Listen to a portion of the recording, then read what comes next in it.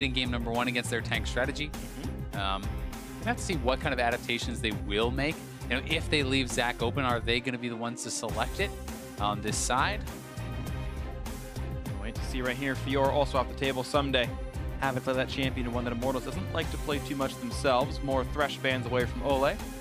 And there is that Zac ban. So Immortals really not willing to play Zac themselves. They really seem to not like it.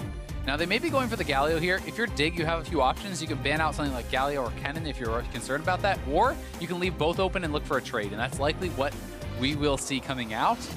Whichever gets selected by Immortals, probably the other gets grabbed by Dignitas. And they like Galio a whole lot more. Flame only has one Kennen game all split long, and looks like they're not going to go for that one. Ssumday, though, actually much more likely. Actually, he hasn't gotten to play the champion to take it back. The Kennen hasn't been played so far by Ssumday, according to the stats I'm looking at. Everyone is playing this in solo queue. I mean, you imagine. Like, when you look at pretty much any of the high elo LCS top laners, they play a lot of Jace, they play a lot of Fiora, they play a lot of Kennen, because those are all dominant solo queue champions that you can spam and you can climb the ladder pretty easily on, and they're also ones that have relevance in competitive play. So if somebody does not know how to play Kennen, that is a big failure on his part, but I'm very confident that he will be able to play it well. Rek'Sai also up. That's going to be a pretty big pick. At least, you know, people obviously are going to have the debate between which you want. But if you do have like some AP damage coming out of the top side, obviously this is, you know, going to be an AD Kennen, but still it's mixed damage. Having a physical damage dealer from your jungle can be smart, because Keane likely wants to draft a magic damage dealing mid lane too, right? And if you grab the Elise, then you're stuck with kind of a lot of AP on the top side. Sure, absolutely. So the picks come through for Immortals. The Galio remains a flex as Xmithie goes for Olaf, actually, so at least left on the table. Even team going to play that champion here. Cody Sun's Jhin. You tend to consider Jhin a low damage champion because he doesn't have quite that same auto attack speed, but it frequently does plenty of damage over the course of a game, so you don't want to malign it too much. But look at this lot actually on a heavy auto attacker here off the Ashe, even though the chance is there. Kennen will be going top lane. Ssumday's first of the split. And it's going to be high damage, double zeal, infinity edge, hurricane, plenty of damage output from Lot. Yeah, I mean, Cody Sun, you know, speak a little bit about the Jhin, just played it, and he actually did the most damage in the game. Right. He's very successful on it. He has been having a great season for himself. You know, this is much less about kind of the supportive style, like Essence Reaver type Jhin. This is a damage auto attack, more centric Jhin, right? And with the buffs and stuff, like he's doing a lot of damage, and certainly not going to maybe compare to a late game carry like Tristana if you get a 6-item type situation. But at a couple items, he's going to be very relevant, very powerful, plus has that long range engage still. Yep, has a very smooth power curve. We'll see what comes in next for this draft as Karma's off the table from Olay.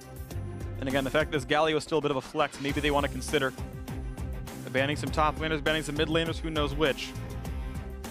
Neither team has played a support so far. Sorry, picked a support so far. You know, I would be looking at an Orianna pick here for Keane. If it doesn't get banned away, I think that Orianna, while it's also a very good kind of standard mid lane pick, it works really well in combination with like a hyper carry such as Tristana, to have that shielding power, to be able to speed him up as well. That's going to be very good for a lot if they get to those stages. You do sometimes want a bit more of that supporty style, especially when you don't have a massive front line if you're going to run this sort of AD carry. They're going to leave Orianna up. The Syndra is available to counterpick if Immortals wants it, or vice versa, of course. Talia off the table instead. Blitz is up there too. Morgana's up, so a couple of the picks that we do like to see from Olay that he really does prioritize. So you can look to take that away. I mean, Morgana makes some sense if you're saying, okay, well, what are the ones left that he has? Well, Blitz, Morgana, those are the ones in his wheelhouse. Morgana works well into Blitz. You can black shield the hook. So I think that the drafting strategy in general to try to counteract Olay is pretty intelligent. We know Olay has other picks, though. He may just go back to the Nami. You can deal with Morgana on the Blitz, but it's more difficult. What's strange to me, though, is the fact that Xmithie grabs the Olaf this early. If you are concerned about Olay getting banned out, because you saw it in Game 1. Yeah, it's not like Olaf is the most sought-after jungler. Maybe he still really believes in it very much, but it's going to be, again, a very heavy melee comp right here. This time it is more damage, though. Jarvan is going to add a bit more in the front line. Olaf generally going to be nice as well, but it's going to be that tank mid laner here of the Galio once again for Pobelter, so putting a lot of pressure still on Cody Sun. And to be fair, just because we think that there's some concern about him getting banned out, he may be very comfortable playing all these other champions. Sure. And I don't think that the Nami was really like the point of failure for their game 1 composition. They only had one real source of damage, and they lost out mostly because they didn't get ahead, and then everyone could just focus Cody Sun. Yeah. So this is a little bit different. But that said, I mean, it's still just like, if you do not get ahead with this composition, I feel like you get outscaled very hard. This is not a hyper carry with Lulu. This is, you know, J4 and the Olaf and the Galio. Most of their damage is front loaded. Most of their damage is kind of working off of base damage. You're not building pure DPS the whole way through. Yes, you're going to pick up some damage items, but still, it's like, it's much more of an early mid-game type composition. And I'm still concerned about the Immortals comp right here because you've added some wave clear now for Team Dignitas, the Viktor in the mid lane. You assume Kennen's going to keep doing well in this top lane matchup. You don't pick that champion blind unless you're confident in him taking any matchup into the mid to late game right here, and I've seen Kennen succeed. But Viktor's got wave clear, Morgana's got safety, Rek'Sai's got some safety, and then Tristana's really safe under the turret as well. It's going to be hard for Immortals to make that dive really work under a turret. Yeah, that's fair, but I mean, one person you certainly can attack, you know, with something like the J4 Galio combo, and even the combo with the Olaf and the Galio, like those are both very powerful. You can attack the Viktor. This guy does not have a move block. If he doesn't have his flash, there's no way out of the J4 Galio combo. That can take you down very quickly. You can also look to collapse in the side lanes because while Kennen can bully J4 somewhat, you don't have a move block either. You need your flash to get out of the Cataclysm. If you get caught by Jarvan, Galio can come in. You can look to Snowball. So there's lots of ways they can get ahead. But I will say, if they do not get ahead, if they are even or behind in the earlier stages of the game with a composition like this, you're looking to get outscaled by Tristana, by Viktor, by the split push of Kennen. We'll see that happens right here because the hard dive is there. It's the draft for Immortals. They're going to come back to the same comp they ran in game 1, and they're going to try to go hard and dive into the turrets here for game 2 and in game 3. This time it's going to be Team Dignitas hoping they can withstand that yet again and make that late game scaling happen once again with Keane on the mage. Game 3 is here. Who's going to take over first place? Immortals or Team Dignitas? It comes down to this. I definitely feel like, while you know, we have to talk about some of the ways this can work for Immortals, I would have liked to see something kind of other than Jhin, because at least if you have someone who's like a higher DPS AD carry, then you have like a little bit of late game insurance policy with Lulu plus said high DPS AD carry. Right. Because Jhin is not really that teamfight god late game. But they will have their opportunities to get ahead, and they are going to have very powerful early and mid game. So it's just execution based, right? Sometimes I just don't really like watching teams kind of paint themselves into a corner, because why leave yourself only the one kind of victory condition if you could have multiple? Right, and it's always interesting. The way I think about it is expected value, where if you're like 99% of the time, you're going to win laning phase. And then if you have a win in laning phase, you win 90% of the game from there because of what your comp looks like, then your win rate's super sick. And yeah, you've got, you know, this 80-something% win rate to win, like it's going to happen for you. But if your chance of winning lane is 52% and it's an 80% closeout from there, that's not a very good comp rent. And it really comes down to the confidence in getting that early game lead. That if that corner you paint yourself into is most of the room, it's a very big corner, then you're okay. And I'm stretching the metaphor at this point, but that's what it comes down to, is how confident are they that that condition is met? Yeah, and Jhin is going to help a lot with the engage of these three champions, right? If you can slow someone down, if you can root someone up, that can allow the J4 or the Olaf to get on top of them and then deliver the Galio in. So a lot is going to depend on the early game, but also just on the playmaking, on how well can they find these picks, how well can they make those flanks happen. Absolutely, so we'll see what comes through into this one. As it was the standard Raptor start for Shrimp, and not too crazy of a leash otherwise. Going to finish out the rest of the camp. Xmithie, of course, going to be very fast in the Olaf, and in fact, going for a nice little cheeky invade. Doesn't actually want to steal away the blue buff. He's afraid of getting jumped on, because in fact, Big did leave the lane, so good bit of coordination there, saying, hey, Morg left, you can't, and out he goes. Yeah, they actually spotted him because they had a ward over by his Raptors. So he does just the Raptor camp, and he starts running over. They know immediately what he's trying to do, right? There's no other reason to path in that direction if you're not trying to steal the camp away. So because they have that warding, they're going to put him a tiny bit behind. It's not really a big deal because Shrimp didn't even do his own red buff. He just went straight over to the blue in case he had to contest Xmithie. Yep, and despite the time lost, Xmithie actually finishes his buff first. Olaf at low health obviously clears very quickly.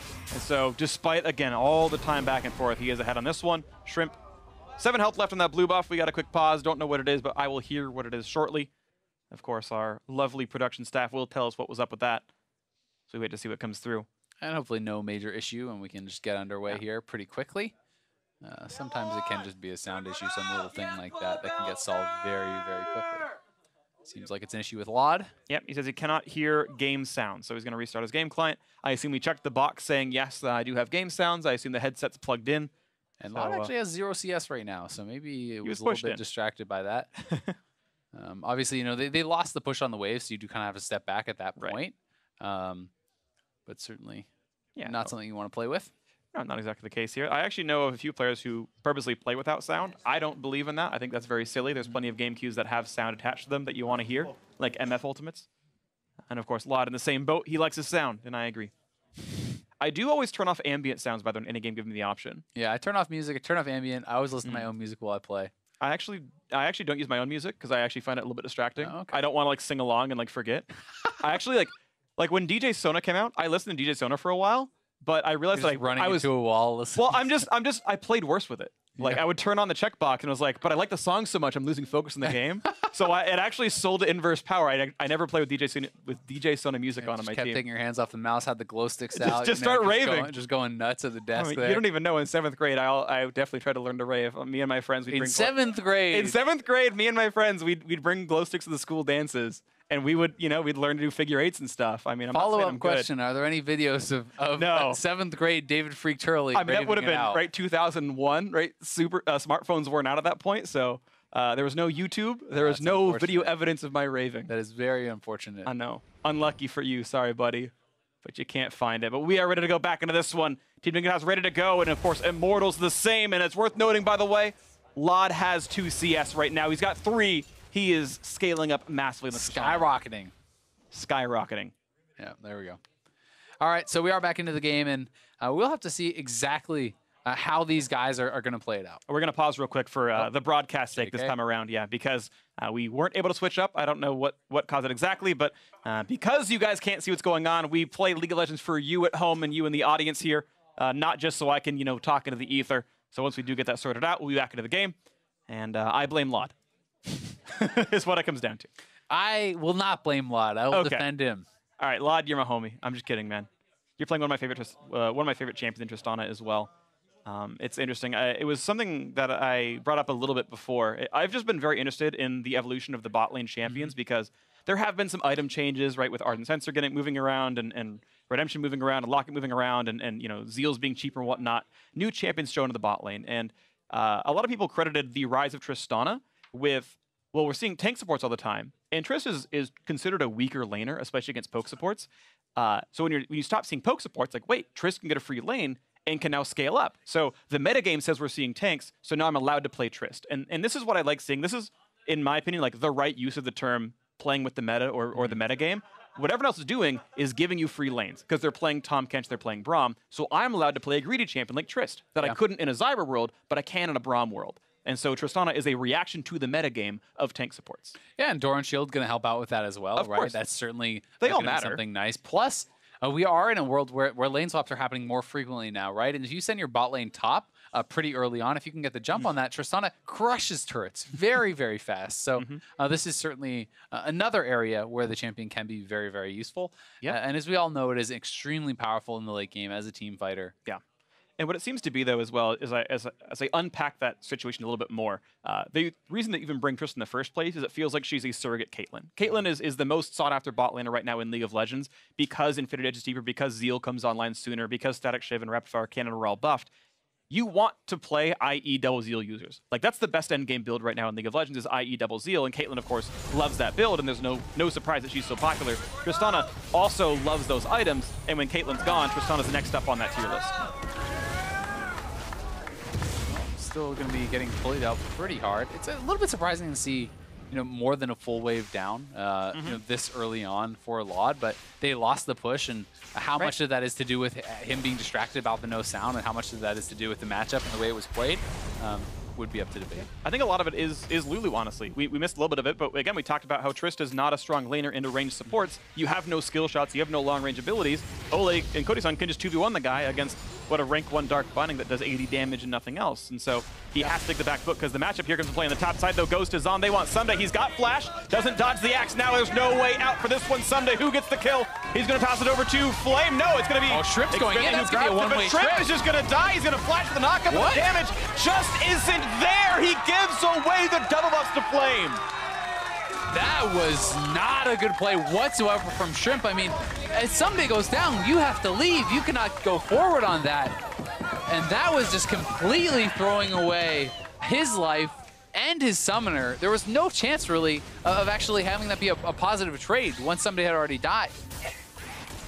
And it wasn't like it was a sick flame. Oh, wow, the damage is there right there for Olay. Doesn't even need the Ignite. He flashed, then the champion is gone. Yeah, I don't think the heal was actually in time. It looked like the health picks was so fast on Olay that Big died before that could come out, and things going really wrong for Dignitas across the map. This is 2,000 gold in 5 minutes. This is insane. You don't see leads like this very often. I mean, top lane, this is, again, it's one of those things, right? You're pushed up, you're trying to harass the guy under the turret, but if you cannot react to the gank, the blast cone has not been cleared, so Xmithie just easy blast cone over, pop the ghost, he is dead, and then Shrimp, you know, what is the decision from this point? There's no way you can win this, and this is, you're not even really going to do enough damage to burst him down.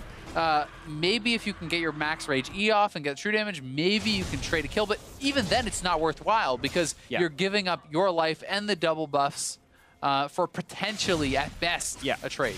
Right, you're guaranteed to die when it comes through. I want to shout out Flame, by the way, who went for the flash W just to slow Ssumday as Xmithie was coming in. The extra slow helped guarantee that the axe landed, forced the early flash. Very smart by him to flash for a 12% slow. Exactly, because you know if the axe hits, Ssumday is dead. That's what it comes down to. And landing that, very big. Xmithie forcing another summoner, actually double summoners there out of Keane. For just walking in. He didn't burn anything, he just walked there. That was really well done. And Xmithie off to a great start. I love the early Lucidity purchase. This is something we used to talk a lot about when Olaf was more meta, and players may not know about it as much now if you're a newer viewer. Basically, this reduces your summoner spell cooldown. So you take the defensive tree talent Insight that also reduces your summoner spell cooldown. Then Ghost is already lower than Flash as a cooldown. So you can trade this out very aggressively. And a smart ward here actually from Flame in the brush. Catches Shrimp coming in on that gank.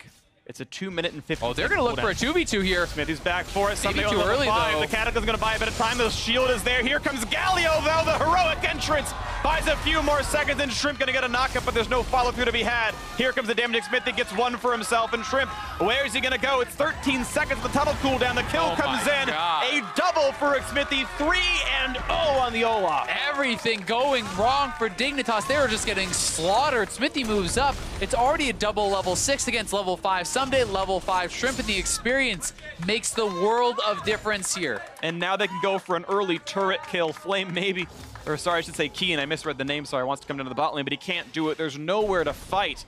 First turret going to be a 7-minute kill. And we talked about, you know, game 1, how they had to get ahead with this sort of diving composition. It didn't work and it looked very bad. This game, they're enormously ahead, and we're going to see how dominant it can look when you have that lead, because these sorts of heavy frontline diver type compositions can make you feel very, very hopeless when they are this far ahead. It feels like you can't return damage. There's nothing you can do. We'll see if Dignitas can kind of weasel their way out of this one. They're going to have to try, and I think their scaling, again, still looks very good. They just have to weather the storm. Ssumday maybe going a little bit early, as Xmithie's still pretty far away here. You know, it becomes a situation where they have to get this big save. If he waits a second or two, it's probably not even close. But they are able to pull it off. Good roam up from Pobelter.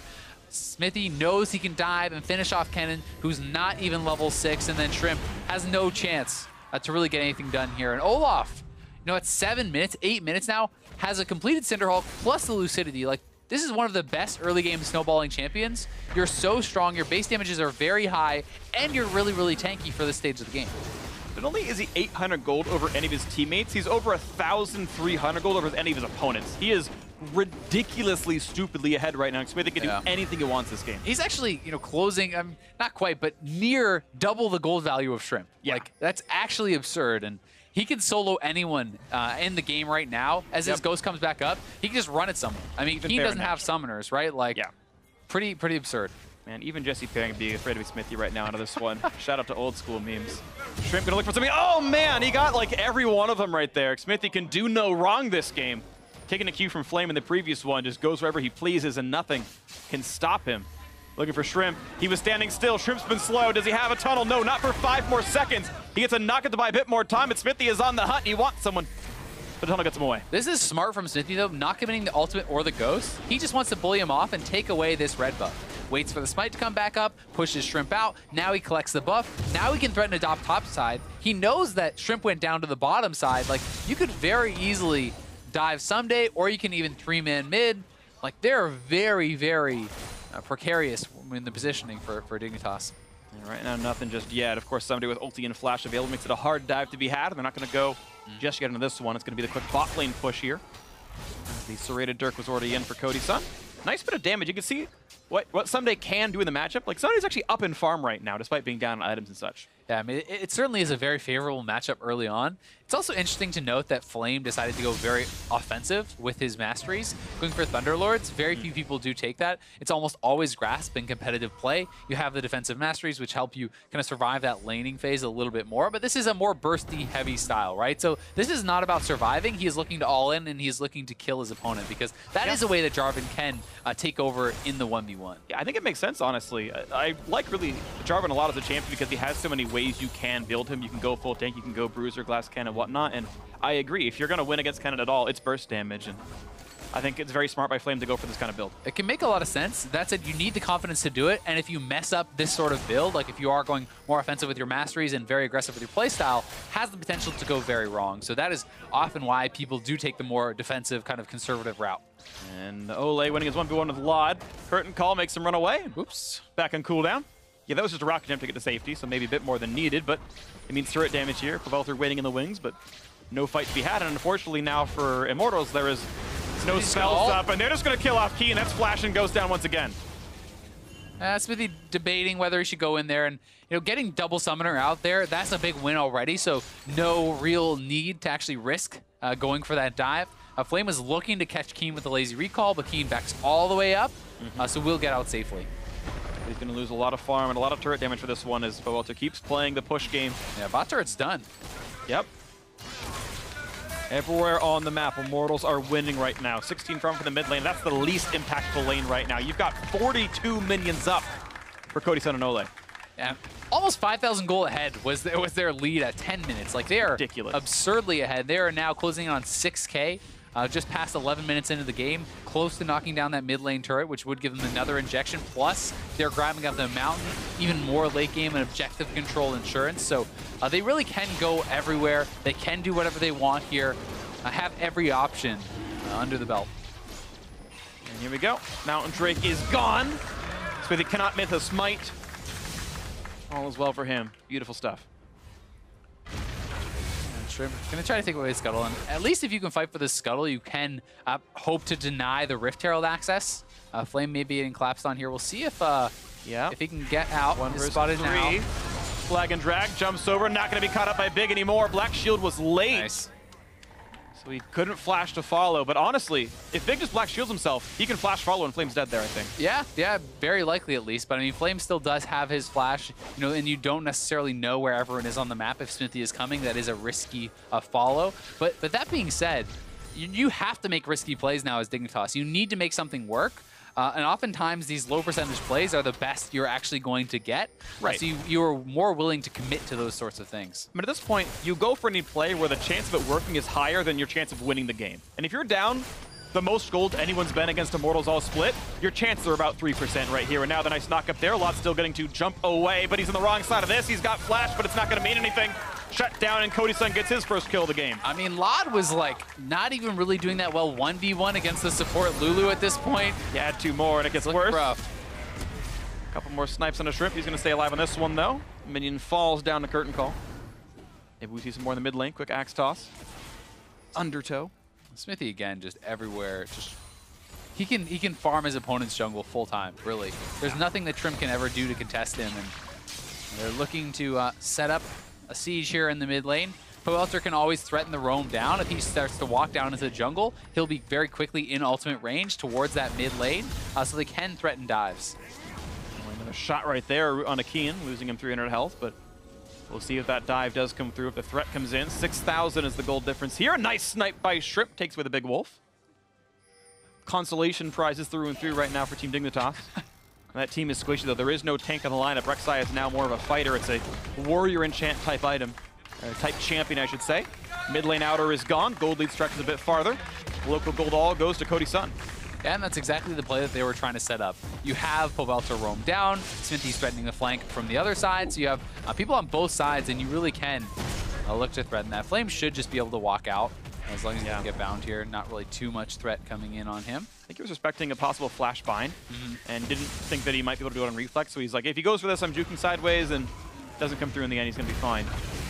Back to the farm game they're going to go. Well, worth pointing out, though, that Ssumday does have quite a bit of farm. He very much focuses on getting farm. He'll often leave his team alone if he doesn't think he can turn the fight around to hope to power up for another time. And him getting some golden XP could be a way to get back in the game. And I think that's the intelligent play when you are split pushing. Very often you have to play for yourself, for the team that way. But that being said, because of the turrets that have gone down, because of the kill and the assists and stuff, even though he is up quite a bit in CS, he's down quite a lot in gold, right? So, you know, that is maybe the bright spot for the team, but even that is kind of burning out pretty quickly. Yeah. Immortals are going to look to even extend that lead further. You can grab up the Rift Herald. Not much threat from Dignitas besides maybe some sort of miracle steal, but you can then use this to crack the inner turrets and just continue to extend that advantage. I'm going to make that happen right now. Rift Herald picked up by the Olaf. Xmithie taking everything on the map right now. Ocean Break going to be up in maybe 2.5 or so minutes. Yeah, Cody Sun, geez, 50 minions up. I mean, everything just going as well as it possibly could have for Immortals. And the question just is when they close it out versus Dignitas making some kind of miracle play to turn it around. And for Cody Sun, I mean, this is his best game as far as that CSD by far. His highest this season earlier was against Arrow, a 27 CSD at 15. Now this time 50 up on Lot. And yeah, sure, Trist has great late game skilling, but how are you ever going to get there? You are so far behind. They need to delay forever.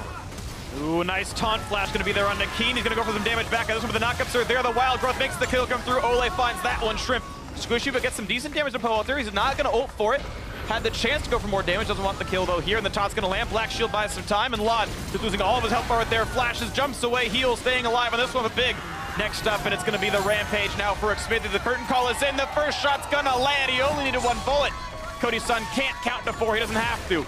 Gets the kill in the top lane, and the inhibitor turret's going to fall. Dignitas still nothing on the board here. It's getting so much with the Rift Herald, cracking an inhibitor at 16 minutes in.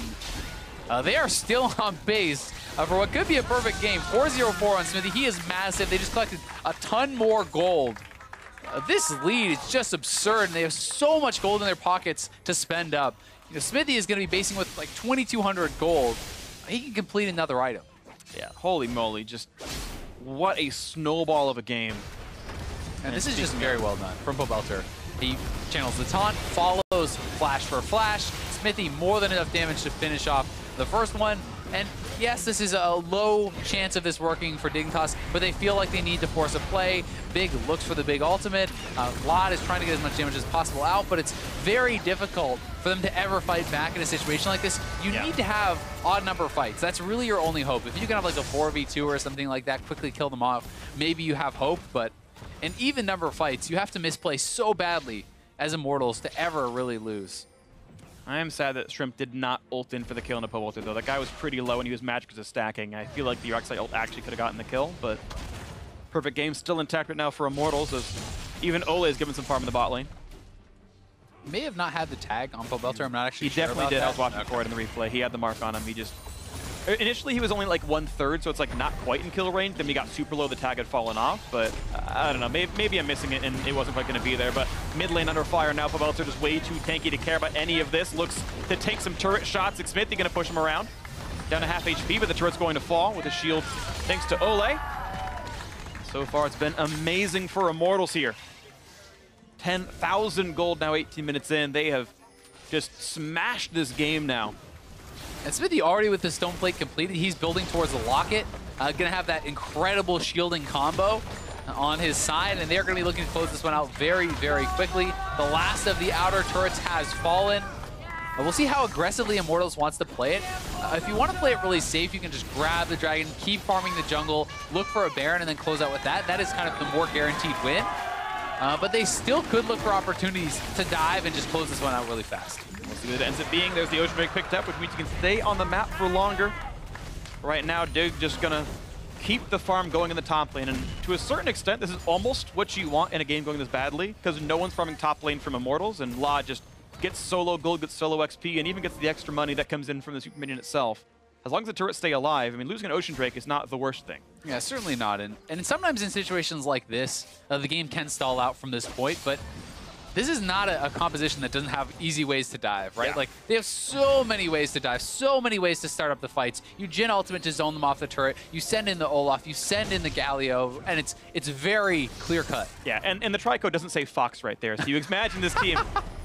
As sad it is, it's true. This is like every Echo Fox game ever, and then it takes them 30 more minutes to win the game. Immortals definitely have had good shot calling, though they are traditionally a mid to late game team that wins off shot calling. You give them this kind of lead, and it's probably going to be a slaughter, and it has been so far. And I think that they shouldn't really try to overforce. If they can get a fight outside the base, take it, end the game, great, right? But otherwise, wait till you have your locket. Wait till you have some of these items coming in. Get the Baron. Secure that victory, because it's only getting better for your team for these next few minutes since you're farming both sides of the map.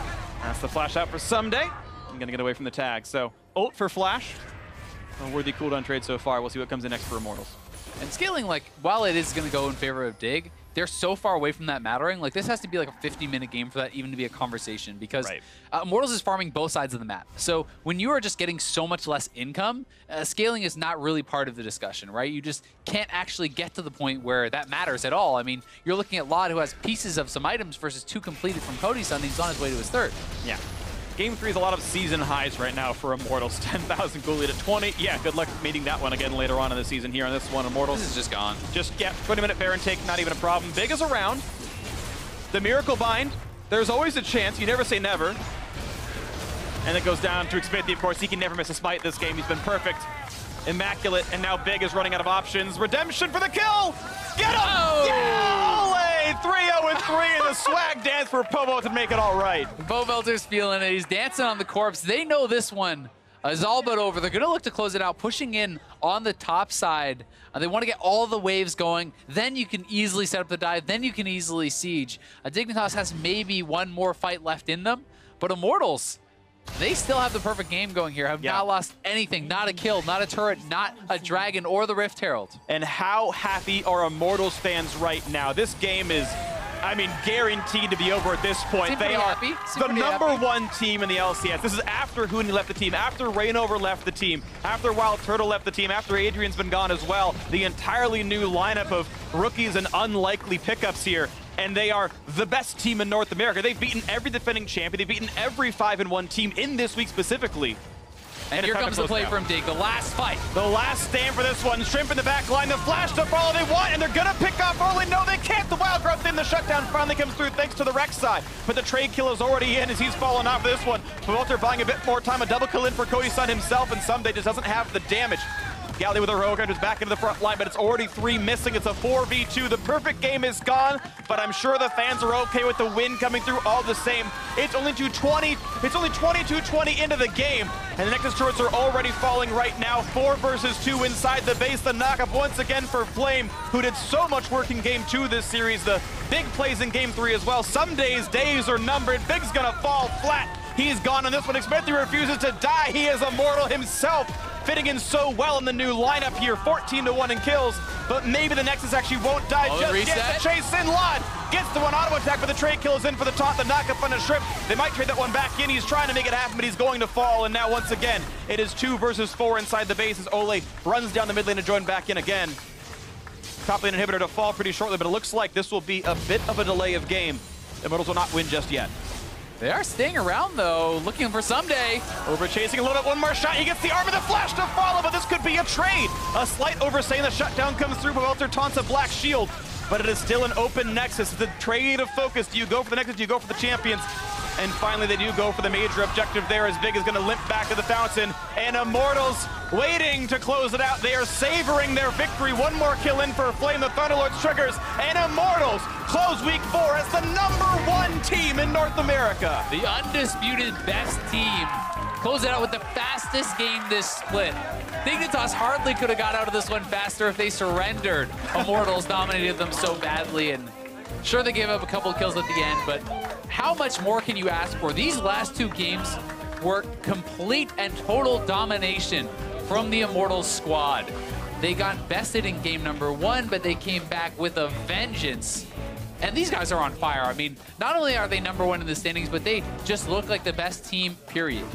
They really do. Everything working so well. Flame, the front runner right there, had so many sick plays. Pobelter having a nice game in the tanks, and some hugs from the Xmithie clan right there. I believe his entire family in town right here for this one. We had the picture on social media earlier, if you guys seen that. It's fantastic to see the support for him, and, yeah. and doing so well after the trade. It has to feel very nice to have a family here watching him succeed.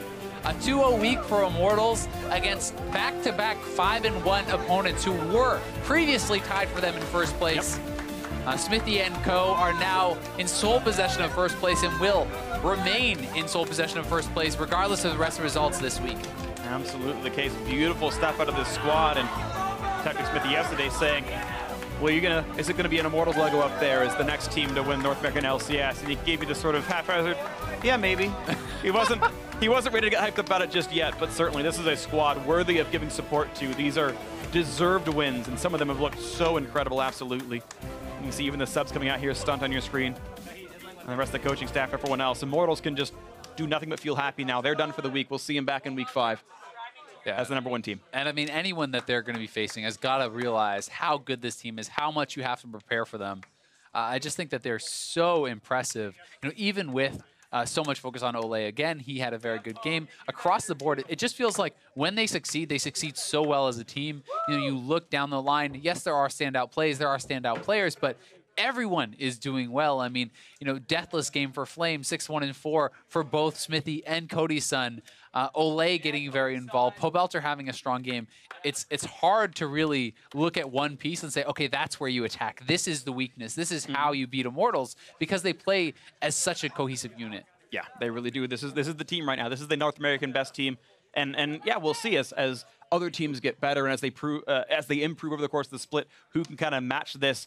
We've always seen teams start hot and then come back down. There's always the chance that, you know, something goes wrong, of course, but we won't be seeing Immortals at Rift Rivals. It was not a very good spring split for them, but basically the goal is we have 0 championship points. You missed playoffs. They have to keep this form. If they want to go to Worlds, and it looks like this is a team that is good enough to do so, they need to make that run go quickly. They have to win the split. They will not qualify automatically on championship points. That's basically impossible. So they've got to either run the gauntlet or win the split. And so they have to win a lot of best of 5s to close out the season to make that trip to Worlds. Yeah, they certainly do, but they're looking like they are on form to perhaps do it. We'll see if it comes through. But now to get some thoughts on that series, let's hear from Kobe and the Immortals mid laner. Thank you, Phreak. Yes, we are here with Pobelter after their victory. I'm not going to ask you any questions about that specific game because that was over in like 5 minutes. Instead, I'm going to ask you about, because you've been a player for a very long time in the North American LCS, and you've experienced being first place before as well as being last place. What is the biggest difference, do you guys feel, you know, as a team? Just what does it feel like as a player as opposed to being, you know, last place to first place? Well, I mean, being first place feels pretty good, and then being last place just feels really like extremely bad, because as a pro, you know, you spend your whole day, your whole life just committed to pretty much performing on stage, and then if that doesn't happen, it's just really tough. Like, you know, you're like, what am I even doing this for? Why do we suck so bad? This is so like demoralizing to work so hard but still be, you know, last, to keep losing for whatever reasons it may be. But I would say even if you're first or last, there's a lot of pressure. Like, no matter what, when you're first, there's pressure to stay on top. When you're last, there's pressure because you don't want to get relegated. Well, that's not really happening anymore, but, you know. All right. And as far as the improvement that you guys have had, everybody's going to bring up, you know, the Xmithie trade over and over. What, as a team, do you guys feel like was your biggest improvement, you know, barring, you know, the actual change in players from spring split to summer split? By biggest improvement, you mean, like, some difference in our play from last split, or like something that happened outside of the game, like, you know, us getting Coach Song that improved our play? Like, which do you mean? Either of those options. Okay. Well, yeah, I mean, Coach Song is also a really huge factor in our improvement from last split, I think. I think both him and Xmithie have really contributed a lot to really transforming how our team plays. So we play a lot more calm and collected now. We're like actually moving around the map and out-rotating people, which is like, whoa, couldn't even imagine this last split. But yeah, it's hard to say, like, you know, how much of it goes to who the credit goes to. I just know that both of these two people coming in really had a big impact on the team. All right, well, armed with these two new people, how do you guys feel like you're going to do against TSM next week? Because even though, you know, they're not classic TSM at the top of the standings, #1 place in North American LCS, still definitely a team that a lot of people have eyes on as far as expected improvement. Do you guys think that you're definitely solidly in first place and easily going to be able to defend yourselves? I think we take a pretty cautious approach to most games. So we know that TSM has a history of being a really strong team, even when people count them out. And actually, when we played against them at the beginning, they didn't have much practice coming off their break after MSI. Now they've had some time to come together as a team more. So I think we'll just have to prepare. All right, well, good luck in that match, and congratulations once again. Now we're going to send it over to the guys at the desk.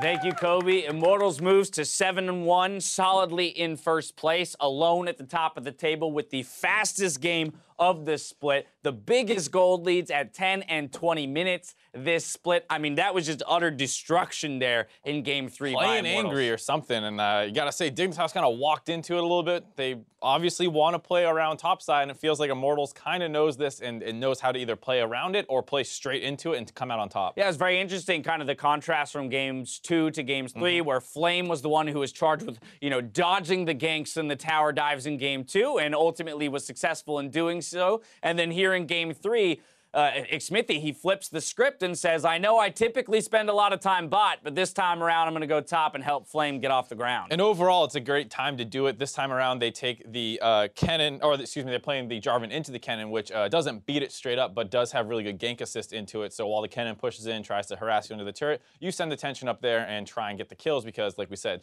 at Pre-6, good gank setup, and then at 6, it gets even better with the ultimate. Right, and it didn't stop there. That's, again, the thing, and why this game ended so quickly, is that gank 1 comes through in the top lane, but that kill turns into, you know, a 2v2 kill in the bot lane on its own, and it really was a team effort, again, from Immortals here to close it out in 23 minutes. Yeah, there you see Flame going for the EQ combo. Kennen flashes out, starts running away, realizes he needs to flash to get the slow from his W proc off, which allows Xmithie to get in range. They get that kill, and then Shrimp loses his mind or something, keeps chasing in, wants something desperately, doesn't get a kill to trade back, give up 2. And in the meantime, on the bot side, you talk about why Xmithie likes playing around his bot lane is because they're pretty good. They're real damn good, but again, this shows that they don't need Xmithie's help in order to be successful. That time around, picking up the 2v2 kill for themselves. Another counter gank here, as well as the roam from Pobelter to get that ultimate coming in and keeping Flame alive, which is a sliver of health here again in the top lane. A little bit like an Olaf with how Jarvan plays into the Kennen. The escape that Kennen has is just a dash, or a speed up, excuse me. So as long as the flash is down, you can just ultimate at any point and set up a free gank.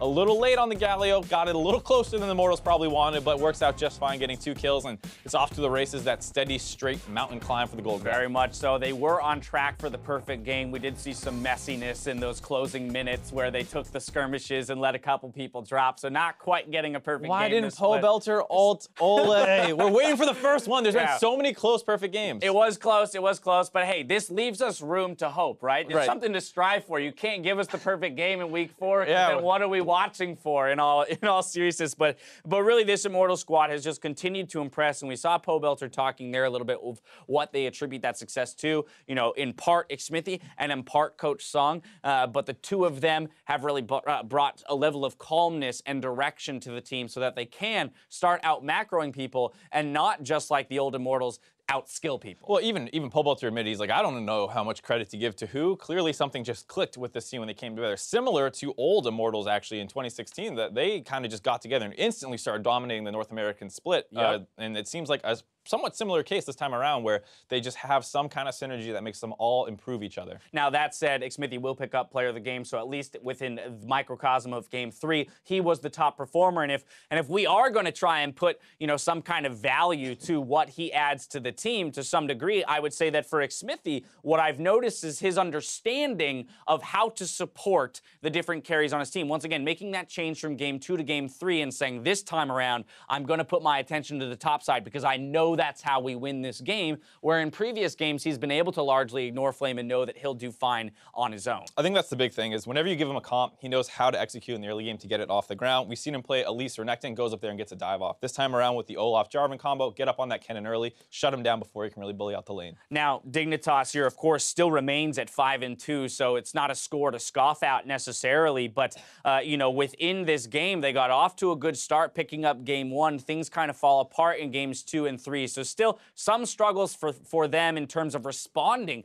to the clean macro play from Immortals. And this is one of the things that people kind of held against Dignitas was that they play around Ssumday all the time. And in game 2, they kind of circumvent it. Dignitas can't get him going, they fall apart. Game 3, they aggressively attack it, shut him down, build a lead on your top laner, and once again, fall apart. All right, well, Dignitas will move to 5-2 while Immortals closes the week already at 7-1 with our matches in the books. Let's go ahead and see how the standings have shifted. Immortals, they solidified their hold of first place with their victory today as Team Dignitas drops to 3rd place alongside TSM. We'll be back tomorrow to see how standings further shake out. Coverage kicks off with TSM versus Echo Fox on NA LCS 1. Then Team Dignitas aim to defeat Cloud9 in the Battle Arena. Over on NA LCS 2, Team Liquid take to the Rift opposite Phoenix 1, followed by FlyQuest versus Team Envy later in the day. Now, before we sign off, a reminder that tickets for our summer finals go on sale next week. Pre-sale bundles are live this Monday, June 26th, with a general admission opening up on Tuesday, June 27th. So for more information on registering for the pre-sale and how you can join us at the TD Garden in Boston, head on over to LOLesports.com. Now, while you can book your trip to Boston of your own volition, Mark's fate here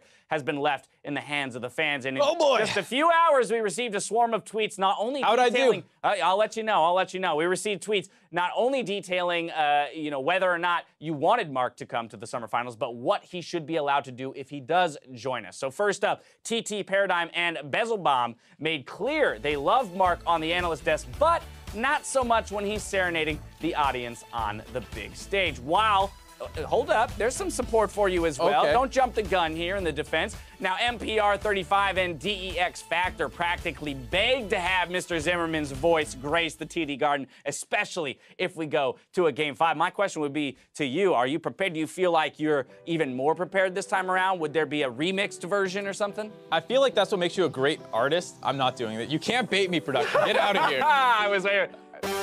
No. I was going to say, what makes you a great artist, James, is being ready to go at the drop of a hat. And even though they tried to bait me here, you need to know when to pick your spots. Who's got a hat? Somebody give me a hat so I can drop it. No. All right. Well, votes are still neck and neck, and we don't want you to wait. So the polls close tomorrow at noon. We're still going to go ahead and track these, and the fate of Mark's September travel plans are in your hands. So tweet at LOL Esports with the hashtag #LeaveMark or the hashtag #TakeMark, and tune in for the results tomorrow at the beginning of our show. For now, though, and myself, the cast of the entire live broadcast crew, we're going to thank you for watching, and we'll see you tomorrow for more North American LCS. Good night.